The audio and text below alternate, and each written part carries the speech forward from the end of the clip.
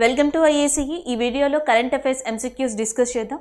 So ఈ రోజు నుంచి ఎంసీక్యూస్లో మనకి టైమర్ అనేది ఇవ్వబడుతుంది. మీకు ప్రతి క్వశ్చన్ ఈచ్ క్వశ్చన్కి కూడా 20 సెకండ్స్ టైం అనేది ఇవ్వబడుతుంది. సో ఆ క్వశ్చన్కి ఆన్సర్ని మీరు ఆ 20 సెకండ్లో గెస్ చేయండి, ట్రై చేయండి ఆన్సర్ ఇవ్వడానికి. సో దాని తర్వాత 20 సెకండ్స్ తర్వాత ఆ క్వశ్చన్కి రిలేటెడ్ ఎక్స్ప్లెనేషన్ అనేది చూద్దాం. సో ఫస్ట్ క్వశ్చన్ డిస్కస్ చేద్దాం. The time starts now.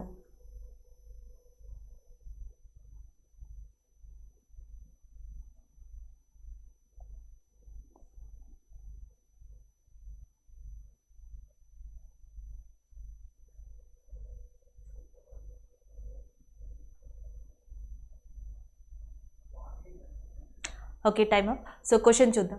Who has been named the ICC women player of the month for May 2021? ఇది ఆల్రెడీ నిన్న మనం డిస్క్రిప్టివ్లో చెప్పుకున్నాం.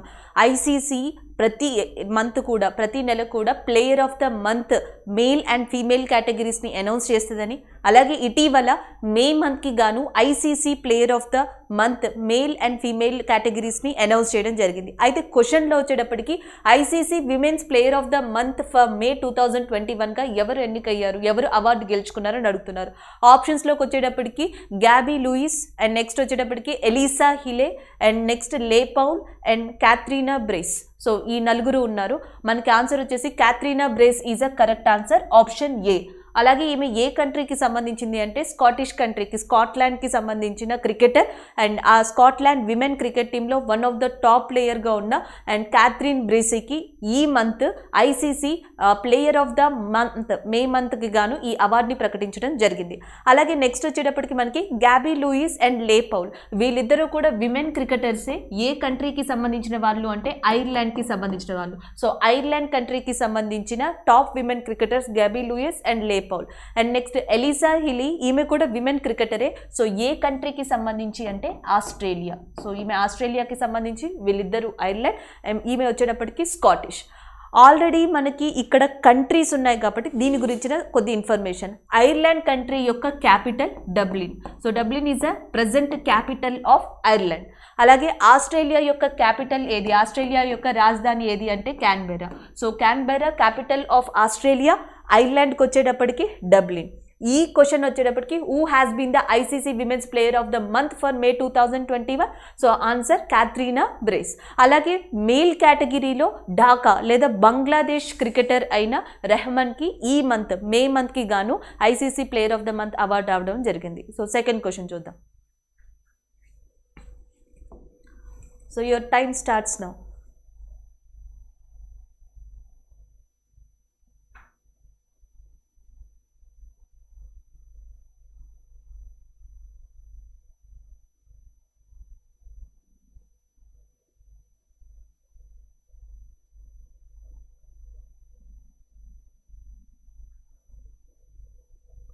సో ఇప్పుడు question, Henri Marie Dondra has been named prime minister of which country? Henri Marie Dondra so ఈ నూతన ప్రధానిగా ఏ కంట్రీకి ఇటీవల అపాయింట్ అయ్యారని అడుగుతున్నారు. ఆప్షన్స్ వచ్చేటప్పటికి Mali, Ethiopia, Ghana, Central African Republic. Central African Republic prime minister ఎవరైతే ఉన్నారో సో ఆయన ఇటీవల రెసిగ్నేషన్ ఇవ్వడం వల్ల ఆ కంట్రీ యొక్క ఫార్మర్ ఫినాన్స్ మినిస్టర్, ఆర్థిక మంత్రి అయిన హెన్రీ మ్యారీ డోండ్రా ఇటీవల నూతన ప్రధానమంత్రిగా ఎన్నికవడం జరిగింది. So option D is a correct answer. The new prime minister of Central African Republic is Henri Marie Dondra. అలాగే సెంట్రల్ ఆఫ్రికన్ రిపబ్లిక్ అనేది న్యూస్లో ఉంది కాబట్టి దీని యొక్క capital, so Central African Republic యొక్క క్యాపిటల్ వచ్చేసి Bangui. So Bangui is the present capital of Central African Republic. దాని తర్వాత ఇథియోపియా. సో ఇథియోపియా గురించి కూడా ఈ మంత్ కరెంట్ అఫైర్లో ఉంది. Ethiopia conflict. సో కాన్ఫ్లిక్ట్ అది ఒక వివాదం కాబట్టి ఇప్పుడు కరెంట్ అఫైర్స్లోకి వచ్చింది. ఒకవేళ ఆ కాన్ఫ్లిక్ట్ ముగిసిపోతే నెక్స్ట్ కరెంట్ అఫైర్స్లో కూడా వస్తుంది. ఇథియోపియా ఎరిత్రియాకి మధ్య బోర్డర్ ఇష్యూస్ జరుగుతున్నాయి కాబట్టి ఇది న్యూస్లో ఉంది. కాబట్టి దీని యొక్క క్యాపిటల్ని కూడా గుర్తుపెట్టుకోవాలి, Addis Ababa. So Addis Ababa is a present capital of Ethiopia. So Mali, Mali యొక్క క్యాపిటల్ వచ్చేసి Bamako. So Bamako is a present capital of Mali. And next వచ్చేటప్పటికి ఘనా. ఘనా యొక్క క్యాపిటల్ వచ్చేసి Accra. Accra is the capital of Ghana. And next Bamako is the capital of Mali. And Ethiopia యొక్క రాజధాని వచ్చేటప్పటికి అడీస్ అబాబా. దీని యొక్క prime minister పేరు కూడా మనకు ఆల్రెడీ తెలుసు, డిస్కస్ చేసాం, అబే అహ్మద్. సో అబీ అహ్మద్ దీని యొక్క ప్రైమ్ మినిస్టర్గా ఉన్నారు, అబీ అహ్మద్. అండ్ నెక్స్ట్ వచ్చేటప్పటికి సెంట్రల్ ఆఫ్రికన్ రిపబ్లిక్కి నూతన ప్రైమ్ మినిస్టర్గా ఎన్నికైంది హెన్రీ మేరీ డోండ్రా. దాని యొక్క క్యాపిటల్ వచ్చేసి బాన్గుయ్. అండ్ నెక్స్ట్ వన్ చూద్దాం. Your time starts now.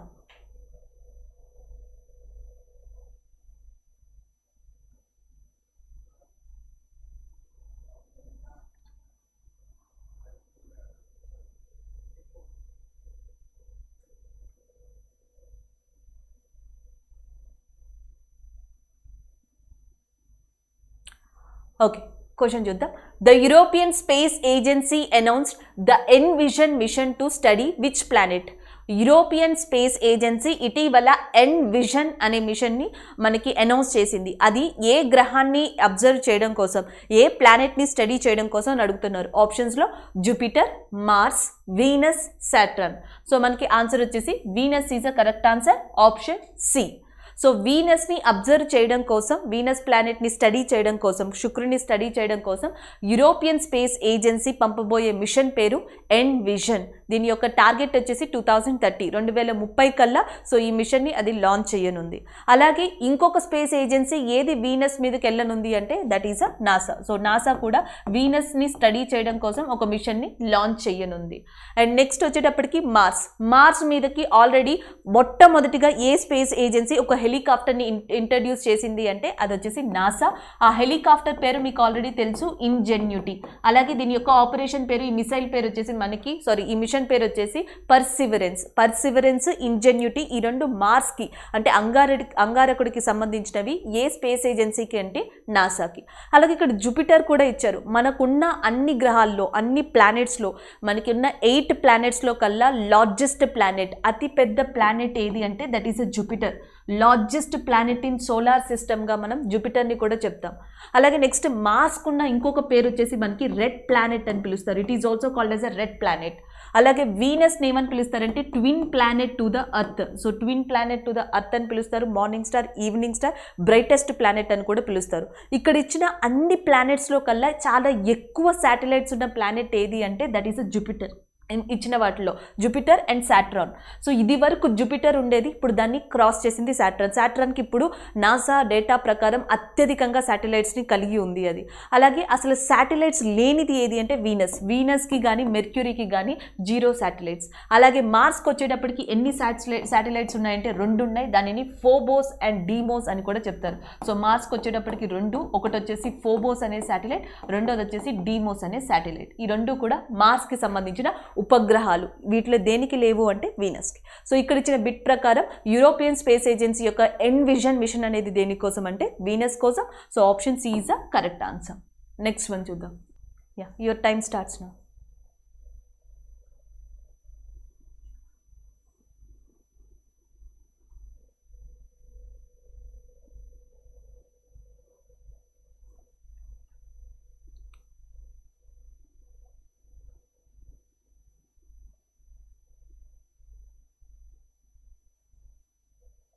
So ఇక్కడ క్వశ్చన్ చూద్దాం.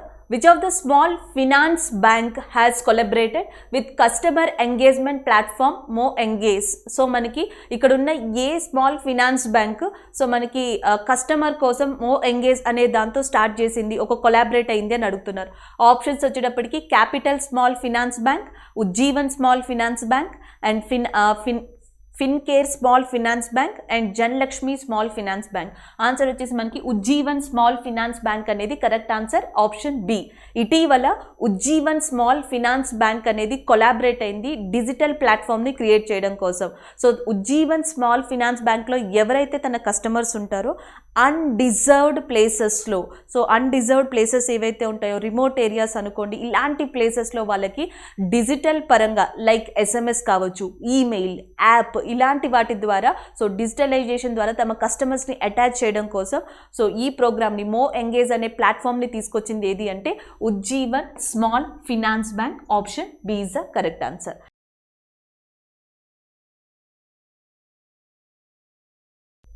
Your time starts now.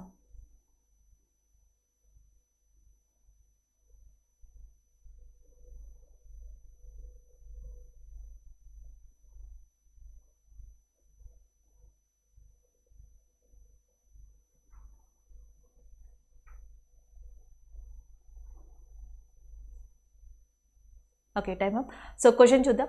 Wear is the Navlakhi port which was seen in the news recently? So ఇటీవల వార్తల్లో కనిపించిన నవలాకి పోర్ట్ అనేది ఏ స్టేట్లో ఉంది అని అడుగుతున్నారు. మహారాష్ట్ర అండ్ గుజరాత్, గోవా, ఒడిస్సా. నవలాకి పోర్ట్ న్యూస్లో ఉండడానికి కారణం నేషనల్ గ్రీన్ ట్రిబ్యునల్, జాతీయ హరిత tribunal. So national green tribunal వల్ల. ఎందుకంటే నవలాకి పోర్ట్ ఏదైతే ఉందో ఓడరేవు, ఆ ప్రాంతంలో మోడర్నైజేషన్ చేయాలి, డెవలప్మెంట్ చేయాలి అని చెప్పేసి కొన్ని ప్రాజెక్ట్స్ని చేపట్టడానికి ఆ రాష్ట్ర ప్రభుత్వం ప్రపోజల్స్ ఇచ్చింది. అయితే ఇది చాలా వన్ ఆఫ్ ద ఓల్డెస్ట్ పోర్టుగా చెప్పొచ్చు నవలాకి పోర్ట్ ఆ రాష్ట్రంలో. ఎందుకంటే ఇది 1939 నుంచి వాడుకలో ఉంది. అయితే ఈ ప్రాజెక్టు నవలాకి పోర్టు దాని చుట్టుపక్కల ఉన్న ఏవైతే జీవులు ఉన్నాయో ఎన్విరాన్మెంటల్ పరంగా కావచ్చు, లేకపోతే యానిమల్స్, బర్డ్స్ పరంగా కావచ్చు, సో వాటికంటూ ఏదైనా ఒక థ్రెట్ ఉంది అని చెప్పేసి సో ఆ ప్రాజెక్ట్కి క్లియరెన్స్ అనేది ఇవ్వలేదు. ఆ స్టేట్ గవర్నమెంట్ ప్రపోజ్ చేసిన ప్రాజెక్ట్కి క్లియరెన్స్ ఇవ్వకపోవడం వల్ల నవలాకి పోర్ట్ అనేది న్యూస్లో ఉంది. సో అది ఏ రాష్ట్రానికి సంబంధించింది అంటే Gujarat. Option D is a correct answer. ఇటీవల గుజరాత్కి చెందిన నవలాకి పోర్ట్ న్యూస్లో ఉండడానికి కారణం నేషనల్ గ్రీన్ ట్రిబ్యునల్ ఆ ప్రాంతానికి సంబంధించిన మోడర్నైజేషన్ లేదా డెవలప్మెంట్ ప్రాజెక్ట్కి క్లియరెన్స్ అనేది ఇవ్వకపోవడం వల్ల అది ఇష్యూ కింద మారింది. So that's why it is in current affair. అలాగే నెక్స్ట్, నేషనల్ గ్రీన్ ట్రిబ్యునల్ యొక్క హెడ్ క్వార్టర్స్ ఎక్కడ ఉందంటే ఢిల్లీ. దీని యొక్క హెడ్ క్వార్టర్స్ వచ్చేసి మనకి ఢిల్లీలో ఉంది. అలాగే భారతదేశంలోనే అత్యంత హయ్యెస్ట్ టైడల్ పోర్ట్ అంటాం, అది కూడా మనకి గుజరాత్లోనే ఉంది. That is a Kandla port. Kandla very famous port in India. జనరల్గా highest tidal port in India. Tides చాలా అత్యంత ఎత్తులో ఫామ్ అవుతాయి. అయితే కాండ్లా పోర్ట్ నేమ్ను కూడా ఈ మధ్యన చేంజ్ చేశారు, దాన్ని దీన్ దయాల్ పోర్ట్ అని కూడా పిలుస్తున్నారు. అలాగే దానిపైన మహారాష్ట్ర ఉంది. మహారాష్ట్రలో ముంబై పోర్ట్ కానీ లేదా నవసేవ port is very famous in Maharashtra area. And దాని తర్వాత ఒడిస్సాలో మనకి ఇంపార్టెంట్ పోర్టుగా చెప్పాల్సింది పారాదీప్ పోర్ట్ని మనకి అన్ని ఆపరేషన్స్కి కూడా యూజ్ చేస్తాం. నావీ పరంగా కానీ లేకపోతే ట్రేడ్ పరంగా కానీ పారాదీప్ పోర్ట్ని ఎక్కువ యూజ్ చేసేది. దాని తర్వాత గోవాలో ఇంపార్టెంట్ పోర్టుగా మర్ముగోవన్ పోర్ట్ని చెప్పొచ్చు. So time starts now.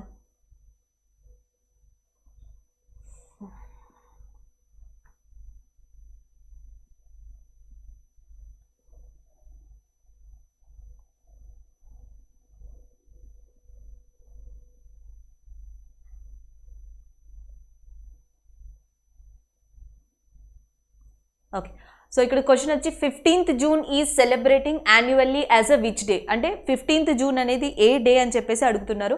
So first వచ్చేటప్పటికి ప్రపంచ tuna day, world tuna day అంటున్నారు. సో ఇది ఫిష్కి సంబంధించింది, ఒక డిఫరెంట్ కైండ్ ఆఫ్ ఫిష్ అని చెప్పొచ్చు. సో వరల్డ్ ట్యూనా డే వచ్చి ఎవ్రీ ఇయర్ కూడా ఎప్పుడు అంటే మనకి May 2nd. So May 2nd world tuna day. Next world Olympic day. So ప్రపంచ ఒలింపిక్ దినోత్సవం అనేది ఎప్పుడు అంటే June 23rd. So June 23rd every year కూడా వరల్డ్ ఒలింపిక్ డే కింద రికగ్నైజ్ చేశారు. దాని తర్వాత world refugee day. So world refugee day వచ్చేటప్పటికి June 20th వచ్చేటప్పటికి వరల్డ్ రిఫ్యూజీ డే.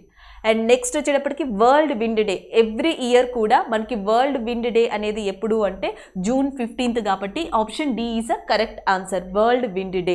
సో దీనిని global wind energy council and European wind energy council ఈ రెండు కలిసి సంయుక్తంగా నిర్వహిస్తున్నాయి June 15th world wind day అనేది. అదే June 15th world elders abuse awareness day. World elders abuse awareness day wind day కూడా June 15th. Refugee day వచ్చేటప్పటికి June 20th, Olympic day June 23rd and world tuna day వచ్చేటప్పటికి May 2nd. So ఇక్కడ option D is a correct answer. Next one చూద్దాం. Your time starts now.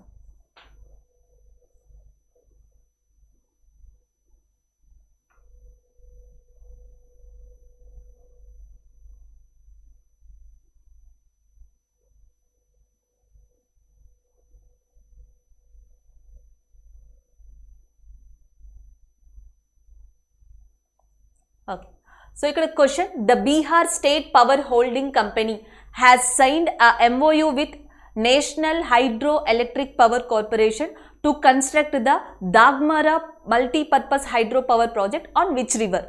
So మనకి Bihar state electric corporation, national hydro electric power corporation సంయుక్తంగా కలిసి ఒక ఒప్పందం కుదుర్చుకున్నాయి. అది కూడా దాగ్మారా మల్టీపర్పస్ ప్రాజెక్ట్ కోసం. అది ఏ నది మీద నిర్మిస్తున్నారని అడిగారు. ఆప్షన్స్లో Kosi river and Bagmati river, Dharmavati river, Gandak river. So జనరల్గా మనకి రెండు పేర్లు బాగా తెలుసు, ఒకటి గండక్ రివర్ అండ్ రెండు కోసి రివర్. ఈ రెండు కూడా దేని యొక్క ఉపనదులు, ట్రిబ్యూటరీస్ అంటే గంగా రివర్ యొక్క ట్రిబ్యూటరీస్. ఇది జీకే ఫ్యాక్ట్లోకి వస్తుంది. అయితే ఆన్సర్ వచ్చేటప్పటికి బీహార్ అంటే వెంటనే మనకి గుర్తొచ్చే రివరే కోసి. సో కోసి రివర్ మీద మనకి ఈ దాగ్మారా మల్టీపర్పస్ ప్రాజెక్ట్ని నిర్మించనున్నారు. అతిపెద్ద ఎత్తున, అతిపెద్ద పర్సంటేజ్లో హైడ్రో ఎలక్ట్రిక్ పవర్ని జనరేట్ చేయడం కోసం ఈ కోసి రివర్ మీద దాగ్మారా మల్టీపర్పస్ ప్రాజెక్ట్ని నిర్మించడం కోసం Bihar state hydro electric power కానీ లేకపోతే national hydro electric power corporation కానీ ఈ రెండు సంయుక్తంగా ఒప్పందాన్ని కుదుర్చుకున్నాయి. అలాగే Bihar chief minister Nitish Kumar, so ఆ నేమ్ని గుర్తుపెట్టుకోండి. అలాగే శారో ఆఫ్ బీహార్, బీహార్ దుఃఖదాయిని అని కోసిని పిలుస్తారు. సప్తకోశి బ్యారేజ్ అనేది నేపాల్లో ఉంది. సప్తకోశి బ్యారేజ్, డ్యామ్ కాదు, సప్తకోశి బ్యారేజ్ అనేది నేపాల్లో ఉంది. సో కోసి రివర్ కూడా మనకి ఎక్కడ ఆరిజినేట్ అయిందంటే నేపాల్లోనే ఆరిజినేట్ అయింది. సో నెక్స్ట్ వన్ చూద్దాం. Next question. Your time starts now.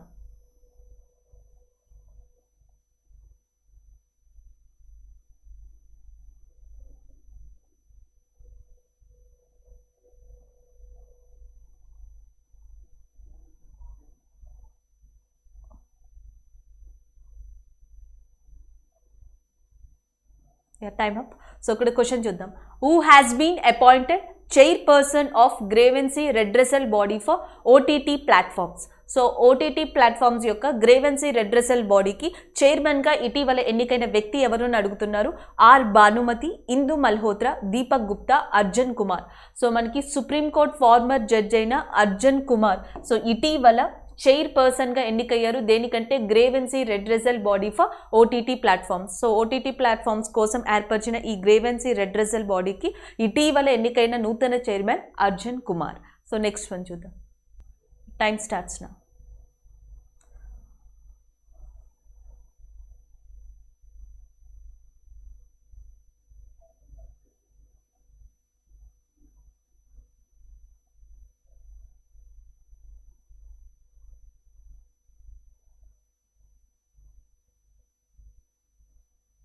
Okay. So ఇక్కడ the 47th G7 summit was held in which country. So 47th 47వ G7 సదస్సు అనేది ఎక్కడ జరగనుంది, ఏ కంట్రీలో జరగనుంది అని అడిగారు. ఆప్షన్స్లో UK, Japan, Italy, Canada. So ఈ సంవత్సరం 47వ G7 సదస్సు అనేది మనకి యూకే కేంద్రంగా జరగబోతుంది. Option B is a correct answer. Already మనకి G7 కంట్రీస్ గురించి నిన్న డిస్కస్ చేసుకున్నాం కరెంట్ అఫైర్స్లో. G7 కంట్రీస్ దాని తర్వాత G8గా కూడా ఫామ్ అయింది, ఎందుకంటే రష్యా యాడ్ అవడం వల్ల. దాని తర్వాత మళ్ళీ 2014లో క్రిమియన్ వార్ వల్ల రష్యా G8 నుంచి తొలగించబడింది. దాని తర్వాత G8 కాస్త తిరిగి G7 కింద మారింది. సో ఇది G7 యొక్క మెయిన్ బ్యాక్గ్రౌండ్. పొలిటికల్గా, సెక్యూరిటీ పరంగా, ఎకనామికల్ పరంగా ఈ కంట్రీస్ అన్నీ కూడా ఒకదానికొకటి హెల్ప్ చేసుకోవడం కోసం ఈ G7 కంట్రీస్గా మారాయి. అయితే ఈ G7 కంట్రీస్ యొక్క ఇటీవల సదస్సు అనేది ఎక్కడ నిర్వహించబోతున్నారంటే యూకేలో. సో యూకేలో G7 కంట్రీస్తో పాటు ఇండియా కానీ, సౌత్ ఆఫ్రికా కానీ, ఆస్ట్రేలియా కానీ, మయన్మార్ ఈ కంట్రీస్ అన్నీ కూడా హోస్ట్ కంట్రీస్, అతిథి కంట్రీస్గా ఈ సమావేశంలో పాల్గొనబోతున్నాయి. అండ్ నెక్స్ట్ ఇక్కడ యూకే ఆల్రెడీ మీకు తెలుసు, యూకే యొక్క క్యాపిటల్ వచ్చేసి లండన్ అని చెప్పి. అండ్ జపాన్ క్యాపిటల్ వచ్చేసి టోక్యో. అండ్ నెక్స్ట్ కెనడా యొక్క క్యాపిటల్ వచ్చేసి ఒటావా. So ఒటావా is a capital of Canada and Rome is a capital of Italy. So ఇవి మనం గుర్తుపెట్టుకోవాల్సినవి. అండ్ నెక్స్ట్ వన్ చూద్దాం. Your time starts now.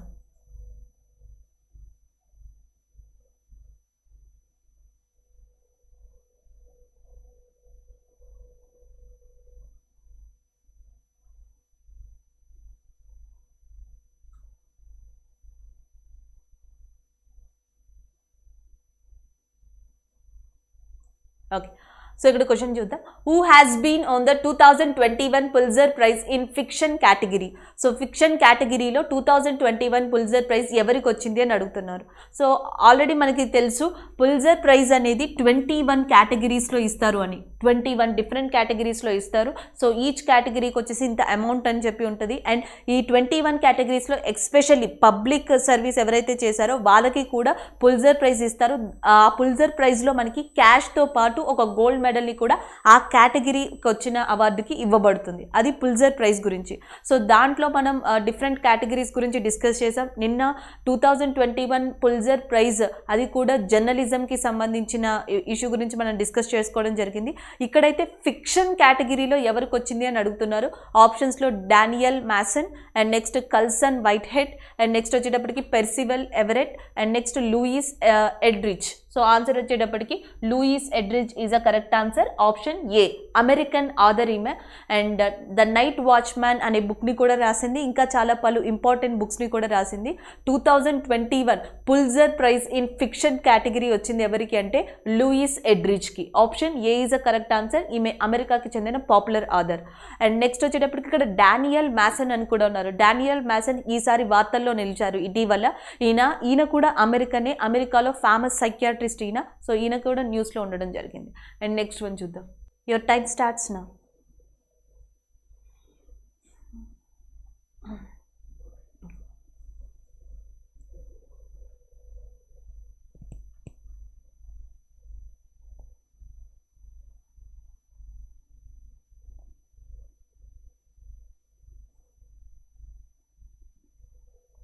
Okay.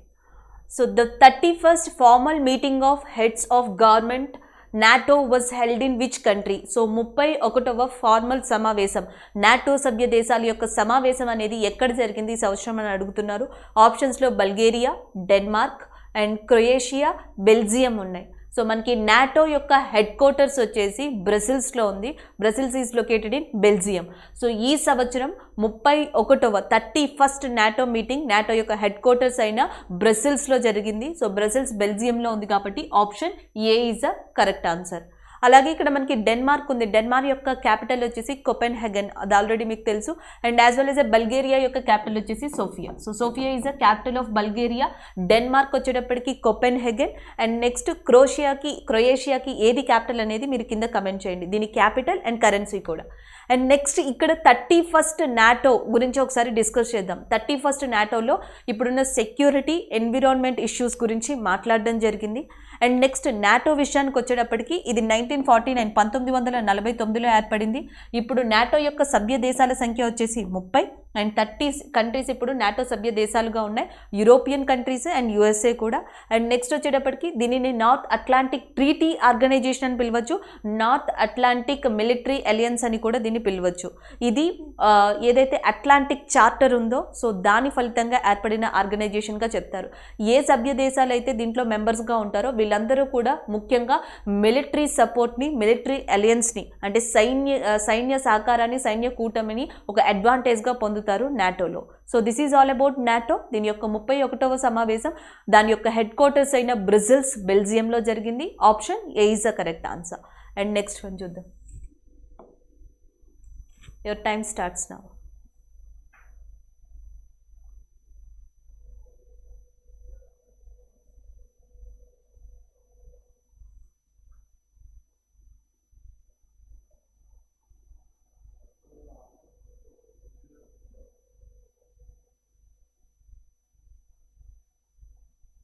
Okay.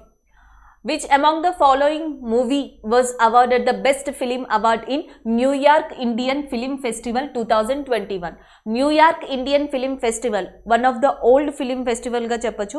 అయితే ఇది 2021కి సంబంధించి ఈ ఫిలిం ఫెస్టివల్ సందర్భంగా Indo American art council so best ఫిలింగా ఈ కింది వాటిలో దేనికి అవార్డు ఇచ్చింది అని అడుగుతున్నారు. యాక్చువల్గా ఈ ఫిలిం ఫెస్టివల్లో ఇండియాకి సంబంధించిన డాక్యుమెంటరీస్ కానీ, షార్ట్ ఫిలిమ్స్ కానీ, లేదా ఇండియన్ బ్యాక్గ్రౌండ్తో తీసినవి, ఇండియాలో తీసినవి ఇలాంటి వాటి మీద అవార్డ్స్ ఇవ్వడం జరుగుతుంది. అయితే ఈ సంవత్సరం న్యూయార్క్ ఇండియన్ ఫిలిం ఫెస్టివల్ 2021లో బెస్ట్ ఫిలింగా ఏది నిలిచింది అని అడుగుతున్నారు. ఆప్షన్స్లో మనకి నసీర్ అనేది ఒకటి ఉంది, Ahimsa Gandhi, the power of the powerless and next Tasher Ghar and where's Pinky అనే మూవీస్ ఉన్నాయి. యాక్చువల్గా మనకి వేరీస్ పింకీ కానీ లేకపోతే నజీర్ కానీ ఈ రెండు కూడా డిఫరెంట్ కేటగిరీస్లో అంటే వేరీస్ పింకీలో నటించిన యాక్ట్రెస్ ఎవరైతే ఉన్నారో అక్షత, ఆమెకి బెస్ట్ యాక్ట్రెస్ అవార్డు కూడా రావడం జరిగింది. ఇలా డిఫరెంట్ కేటగిరీస్లో వచ్చాయి. బట్ బెస్ట్ ఫిలింగా నిలిచింది documentary feature film, best documentary feature ఫిలింగా నిలిచింది ఏది అంటే సో మనకి Ahimsa Gandhi the power of the powerless. Ramesh Sharma దీన్ని డైరెక్ట్ చేశారు. సో ఆయన డైరెక్ట్ చేసిన Ahimsa Gandhi the power of the powerless అనేది బెస్ట్ ఫ్యూచర్ డాక్యుమెంటరీ ఫిలింగా నిలిచింది. Option B is a correct answer. And next one చూద్దాం. టైమ్ స్టార్ట్స్ నా.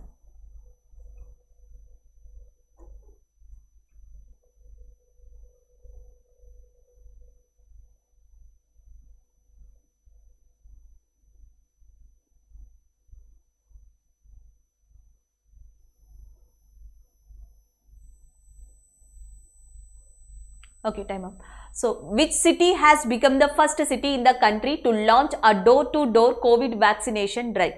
So, మనకి ఈ కింది వాటిల్లో ఏ సిటీ ఫస్ట్ టైం ఇండియాలో door to door vaccination డ్రైవ్ని launch చేసింది అని అడుగుతున్నారు. ఆప్షన్స్లో Bhupal from Madhya Pradesh, Vadodara, Jaipur in Rajasthan and Bikaner in Rajasthan. So answer వచ్చేసి మనకి Bikaner is a correct answer. Option D, రాజస్థాన్లో ఉంది ఇది. సో ఇక్కడ భారతదేశంలోనే మొట్టమొదటి Covid vaccination door to door Covid vaccination drive అనేది స్టార్ట్ చేశారు. సో ఇది మనకి ఇక్కడ ఆన్సర్. అయితే ఆల్రెడీ మనం ఇలాంటి వాటి గురించి డిస్కస్ చేసాం. జహా ఓట్ వహా వ్యాక్సినేషన్ అనే ప్రోగ్రామ్ని ఢిల్లీలో ఢిల్లీ చీఫ్ మినిస్టర్ అయిన అరవింద్ కేజ్రీవాల్ స్టార్ట్ చేశారు. ఎవరైతే 45 సంవత్సరాలు పైబడిన వాళ్ళు ఉంటారో సో వాళ్ళకి వ్యాక్సినేషన్ అందించే ప్రక్రియలో జహా ఓట్ వహా వ్యాక్సినేషన్ అనే క్యాంపెయిన్ని ఢిల్లీ నిర్వహించింది. తర్వాత door to door Covid vaccination అనేది రాజస్థాన్ స్టార్ట్ చేసింది. రాజస్థాన్లోని ఏ ప్రాంతంలో మొట్టమొదటిగా స్టార్ట్ అయిందంటే బికనర్. ఇది చాలా ఫేమస్ అని చెప్పొచ్చు, ఎందుకంటే బికనర్ క్యామెల్ ఫెస్టివల్ అని చెప్పి జరుగుతుంది. ప్రతి సంవత్సరం బికనర్ క్యామెల్ ఫెస్టివల్ అనేది ఏ రాష్ట్రంలో జరుగుతుంది అంటే రాజస్థాన్. సో ఇండియా వైడ్గా చాలా ఫేమస్ ఫెస్టివల్ ఇది. బికనర్ క్యామెల్, ఒంటెలకి సంబంధించింది క్యామెల్ ఫెస్టివల్ ఇక్కడ జరుగుతుంది. అలాగే రాజస్థాన్ న్యూస్లో ఉంది కాబట్టి రాజస్థాన్ చీఫ్ మినిస్టర్ పేరు అశోక్ గెహ్లాట్. సో అశోక్ గెహ్లాట్ రాజస్థాన్ చీఫ్ మినిస్టర్గా ఉన్నారు. అలాగే రాజస్థాన్ యొక్క గవర్నర్గా ఉన్నది ఎవరు అంటే మనకి కల్రాజ్ మిశ్రా. కల్రాజ్ మిశ్రా రాజస్థాన్ యొక్క గవర్నర్గా ఉన్నారు. ఘర్ ఘర్ ఔషధి యోజన రాజస్థాన్కి సంబంధించింది. అండ్ నెక్స్ట్ ముఖ్యమంత్రి చిరంజీవి స్వస్య బీమా యోజన, అది రాజస్థాన్కి సంబంధించింది.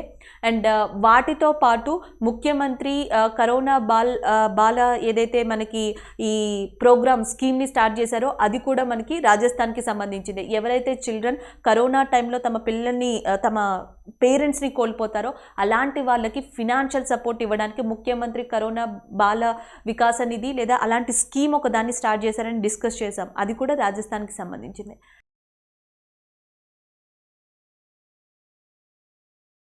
టైం స్టార్ట్స్ నా.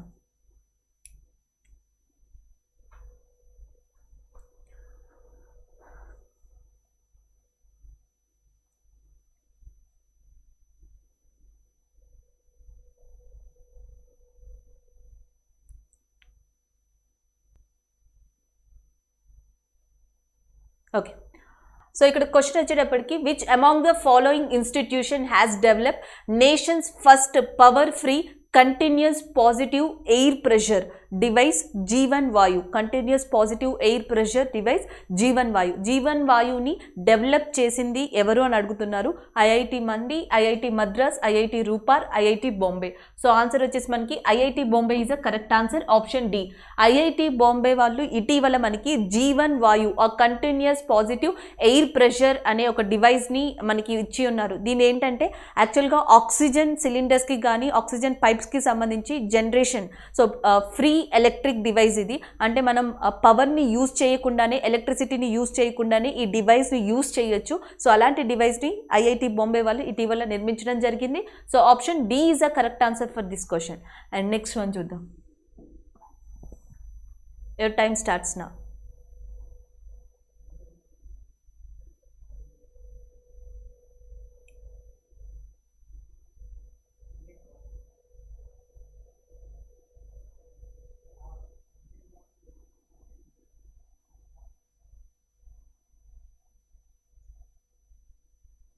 Okay.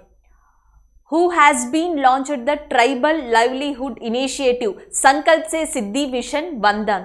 So Sankalp Se Siddhi mission వందాన్ అనే దాన్ని ఎవరు స్టార్ట్ చేశారని అడుగుతున్నారు. ఆప్షన్స్లో Narendra Modi, Narendra Singh Tomar, Smriti Zubin Irani and next Arjun Munda. So ఇక్కడ క్వశ్చన్ ఏంటి అంటే జనరల్గా it's initiative regarding to tribals, ఇది ట్రైబల్స్కి సంబంధించింది, గిరిజన జాతులకి సంబంధించింది. దాని పేరు వచ్చేసి సంకల్ప్ సే సిద్ధి మిషన్ వందాన్. యాక్చువల్గా మనకి మిషన్ వందాన్ అనేది ఆల్రెడీ తెలుసు, వందాన్ కేంద్రాస్ని కూడా ఏర్పాటు చేశారు. ఈ ట్రైబల్ ట్రేడ్ అసోసియేషన్ ఏదైతే ఉందో సో వాళ్ళు ట్రైబల్కి ఒక జీవనోపాధిని కల్పించడానికి, ట్రైబల్ యొక్క ఆర్ట్ కానీ ట్రైబల్ యొక్క ఏదైతే వాళ్ళు ప్రొడక్ట్స్ చేశారో అవన్నీ కూడా వాళ్ళకి ఒక మార్కెట్ ప్లాట్ఫామ్ని కల్పించడానికి ఈ వందాన్ కేంద్రాస్ని ఏర్పరిచారు. అయితే ఇటీవల సంకల్ప్ సే సిద్ధి మిషన్ వందాన్ ట్రైబల్ కోసం ఇనిషియేటివ్ చేసిన ఈ ప్రోగ్రామ్ని ఎవరు స్టార్ట్ చేశారు? ప్రైమ్ మినిస్టర్ నరేంద్ర మోడీనా, లేదా మనకి వ్యవసాయ శాఖ మంత్రి farmer minister Narendra Singh Tomar, agriculture minister Narendra Singh Tomar, లేకపోతే టెక్స్టైల్ మినిస్ట్రీ ఆఫ్ టెక్స్టైల్కి సంబంధించిన స్మృతి జుబిన్ ఇరానియా, లేకపోతే ట్రైబల్ మినిస్టర్ అయిన అర్జున్ ముండానా అని అడుగుతున్నారు. మనకి ట్రైబల్ మినిస్టర్ అయిన అర్జున్ ముండా ఇటీవల సంకల్ప్ సే సిద్ధి మిషన్ వందాన్ అనే దాన్ని స్టార్ట్ చేశారు. అలాగే అగ్రికల్చర్ మినిస్టర్ వ్యవసాయ శాఖ మంత్రి పేరు కూడా గుర్తుపెట్టుకోండి, నరేంద్ర సింగ్ తోమార్. ఈయన చాలా చాలా ఇంపార్టెంట్. సో ఎందుకంటే ఎకానమీ పరంగా చూసినా అగ్రికల్చర్ న్యూస్ కనిపిస్తూ ఉంటుంది. ఏదైనా ఇనిషియేటివ్గా కానీ లేదా ఏదైనా ప్రొడక్ట్స్ ఉత్పత్తి చేసినప్పుడు కానీ, ఒక ప్రొడక్ట్ జిఐ ట్యాగ్ వచ్చినప్పుడు కానీ, ఇలాంటి వైపు ఎక్కువగా ఈ మంత్రిత్వ శాఖ, వ్యవసాయ మంత్రిత్వ శాఖ ఎక్కువగా ఇన్వాల్వ్ అవడం కనిపిస్తుంది. కాబట్టి దాని యొక్క మంత్రి పేరు గుర్తుపెట్టుకోవాలి, నరేంద్ర సింగ్ తోమార్ మనకి వ్యవసాయ శాఖ మంత్రిగా ఉన్నారు. అండ్ నెక్స్ట్ మినిస్ట్రీ ఆఫ్ టెక్స్టైల్కి సంబంధించి స్మృతి ఇరానీ. అండ్ నెక్స్ట్ వచ్చేటప్పటికి tribal Arjun Munda, prime minister Narendra Modi. So next one, time starts now.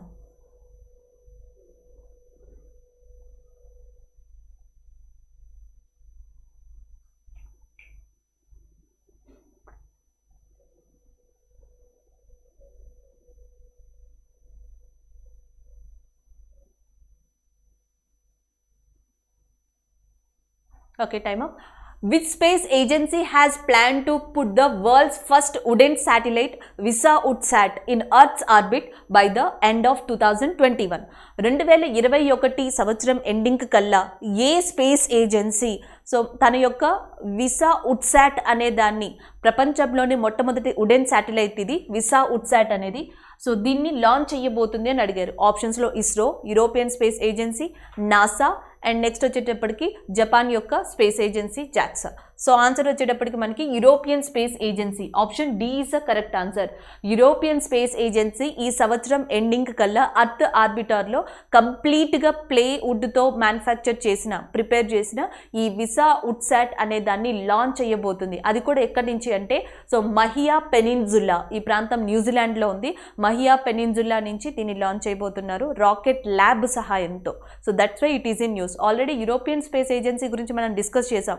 NASA యొక్క సహాయంతో ఇది ఏ ప్రాజెక్ట్ని చేపట్టబోతుంది అంటే ఎన్విజన్ అనే ప్రాజెక్ట్ని కూడా ఇది చేపట్టబోతుంది అని మనం డిస్కస్ చేయడం జరిగింది.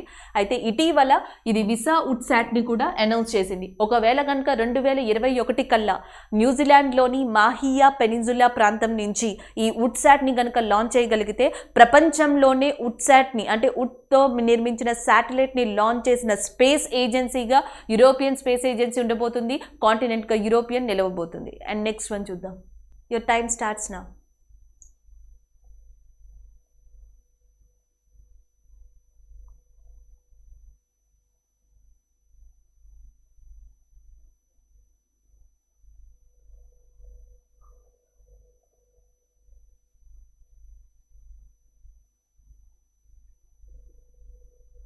Okay.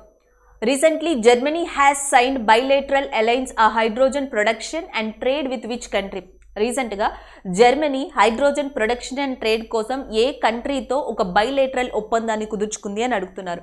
ఆప్షన్స్లో ఆస్ట్రేలియా, ఫ్రాన్స్, యూకే, కెనడా. ఇటీవల ఆస్ట్రేలియాతో జర్మనీ ఒక బైలేటరల్ ఒప్పందాన్ని కుదుర్చుకుంది. అది కూడా ఏ ప్రొడక్షన్ అండ్ ట్రేడ్ కోసం అంటే hydrogen. So hydrogen production and trade కోసం ఆస్ట్రేలియాతో ఒక ఒప్పందాన్ని కుదుర్చుకోవడం జరిగింది. Option B is a correct answer. అలాగే ఆస్ట్రేలియా క్యాపిటల్ మీకు ఆల్రెడీ తెలుసు, క్యాన్బెరా. అండ్ నెక్స్ట్ వన్ చూద్దాం. Your time starts now.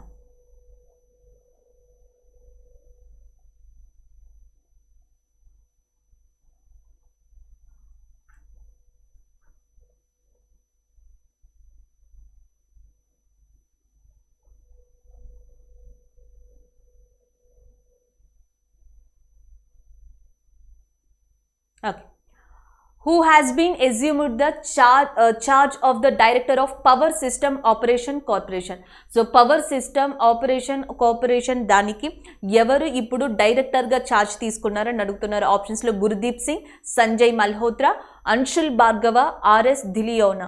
So answer వచ్చేసి మనకి Anshul Bhargava is a correct answer. ఇది వరకు ఈయన పంజాబ్ నేషనల్ బ్యాంక్ హౌసింగ్ ఫినాన్స్కి హెడ్గా వర్క్ చేశారు. పంజాబ్ నేషనల్ బ్యాంక్ హౌసింగ్ ఫినాన్స్కి ఇటీవల చైర్మన్గా వర్క్ చేసిన అంశుల్ భార్గవాని ఇటీవల పవర్ సిస్టమ్ ఆపరేషన్ కార్పొరేషన్ దానికి చైర్మన్గా అపాయింట్ చేయడం జరిగింది. So option A is a correct answer, that is a Anshul Bhargava.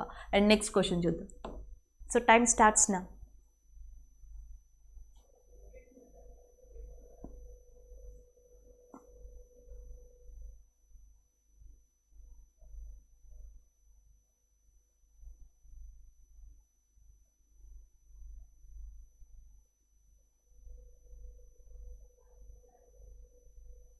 Okay, ఇక్కడ క్వశ్చన్ వచ్చేటప్పటికి when is the world day to combat desertification and drought. So world day to combat and desertification day అనేది, desertification and drought day అనేది ఎప్పుడు అని అడుగుతున్నారు. 16th June అని ఉంది. So next మనకు వచ్చేటప్పటికి 19th మే, 17th June, 14th April. 19th మే కానీ లేకపోతే 16th జూన్ కానీ ఏమీ స్పెసిఫిక్ డేస్ అంటూ ఏం లేవు. 14th ఏప్రిల్ ఆల్రెడీ మీకు తెలుసు Ambedkar Jayanti and world Chagas disease day, ఈ రెండు కూడా సేమ్ 14th ఏప్రిల్నే. ఇంకా పోతే 17th June. So every year 17th June అనేది world day for the combat desertification and drought. So మనకి ల్యాండ్కి సంబంధించి, ల్యాండ్ డిగ్రేడేషన్కి సంబంధించి, కరువుకి సంబంధించి ఒక డేని రికగ్నైజ్ చేశారు. అదే June 17th world day to combat and desertification అని చెప్పేసి. అండ్ ఇక్కడ ఇంకొక ఇంపార్టెంట్ ఏంటి అంటే దీనిని ఏదైతే డిసర్టిఫికేషన్ అండ్ డ్రాట్ ఉందో సో దానికోసం, దాన్ని కంట్రోల్ చేయడం కోసం కృషి చేసే అంతర్జాతీయ సంస్థ united nation convention on combat defence desertification, UNCCD. దీని యొక్క హెడ్ క్వార్టర్స్ వచ్చేసి మనకి ఎక్కడ ఉందంటే బాండ్, జర్మనీలో ఉంది. దీని యొక్క హెడ్ క్వార్టర్స్ బాండ్లో ఉంది. So this is about that. Option C 17th June world day to combat desertification and drought. So thank you.